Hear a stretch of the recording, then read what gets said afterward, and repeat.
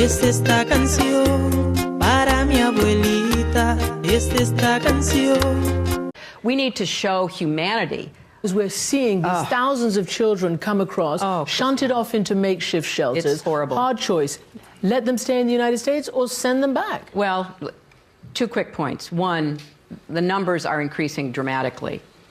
And the main reason I believe why that's happening is that the violence in certain of those Central American countries is increasing dramatically.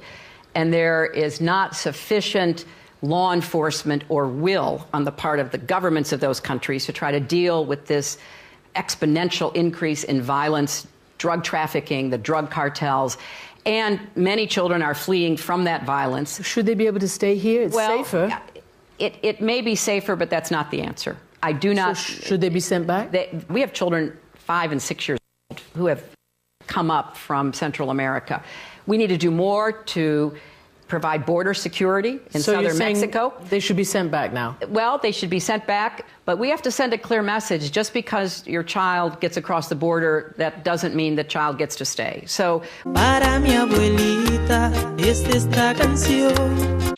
Well, Kathy, you know, there was just an AP article posted that found how Senator Obama's support among hardworking Americans, white Americans, is weakening again. Ayer mientras pensaba recordaba los momentos. I was thrilled to celebrate with you when fast food workers won a $15 minimum wage in New York.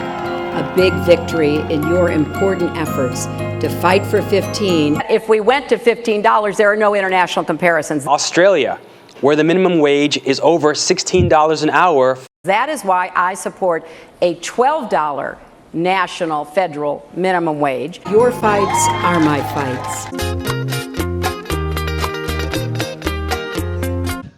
We will have a wall. Look, I voted numerous times when I was a senator to spend money to build a barrier to try to prevent illegal immigrants from coming in. You're going to have to send people out. Well, they should be sent back. I am, adamantly against illegal immigrants. Certainly, we've got to do more at our borders, and people have to stop employing illegal immigrants. Come up to Westchester, go to Suffolk and Nassau counties, stand in the street corners in Brooklyn or the Bronx. You're going to see loads of people waiting to get picked up to go do yard work and construction work and domestic work. Because we're losing a lot of people because of the internet. And we have to do something. Maybe in certain areas, closing that internet up in some way. Somebody will say, oh, freedom of speech, freedom of speech. These are foolish people. You're going to hear all of the usual complaints, freedom of speech, etc. But if we truly are in a war against terrorism, then we've got to shut off their means of communicating. Para mi abuelita es esta canción. We cannot keep imprisoning more people than anybody else in the world. This bill would have put more police on the street, would have locked up violent offenders so they never could get out again, would have given more prison construction money. They are often the kinds of kids that are called super predators. No conscience, no empathy. We can talk about why they ended up that way, but first we have to bring them to heel. Colombia has the highest rate of killings of trade unionists in the world. I oppose the deal. I will vote against the deal, and I will do everything I can to urge the Congress to reject the Colombian free trade deal. It's the largest independently controlled oil company in Colombia. Delivered a couple $1 million to the Clinton Foundation. She changed her position. One of our top goals is to complete free trade agreements with Colombia and Panama. Y ahora solo me quedan recuerdos, mi Dios.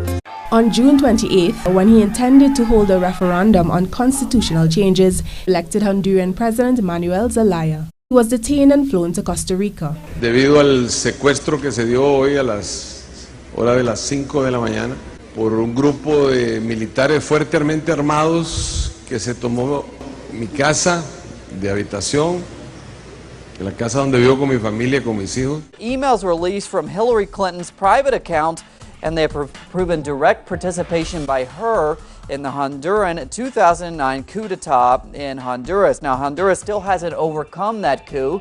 After the release of emails from her private account, the opposition says it has known that from the beginning, the U.S. State Department participated in the attack against democracy. Ay, cuánto te extraño.